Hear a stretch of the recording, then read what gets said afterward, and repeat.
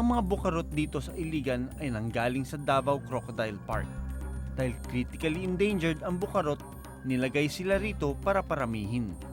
Pero dahil territorial ang mga bukarot, nag-aaway-away sila rito kuminsan. Ito pala nakikita natin, the top part of this crocodile. Tingnan natin yung ilalim niya. Wala pang veterinaryo ngayon sa breeding center, kaya hindi pa nasusuri ang mga bukarot. Wow, may tama din, no? That's a big cut. Huh? Wawa talaga. Lalaki to.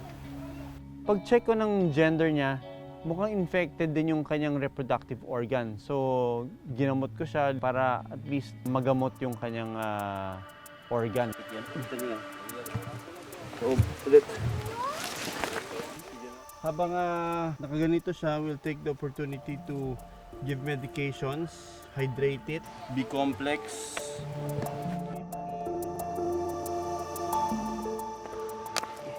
Isang paraan ang paglagay ng dextrose para mapalakas ang bukarot. Nuubos ko lang itong fluids niya, tapos i-release na natin siya, no?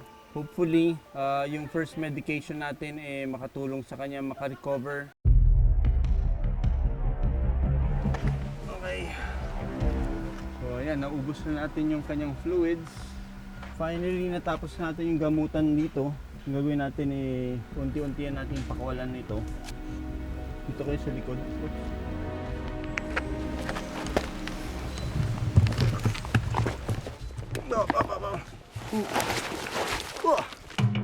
Oops. Lakas! Wow! Hard! Lumakas pagkatapos kong gamutin. Magandang senyalis ito dahil lumakas na ang buhaya. Okay, go. Go. Woohoo! You're free! So nakakatakot talaga, no? Kasi pagkatapos natin i-rehydrate, parang lumakas ulit siya.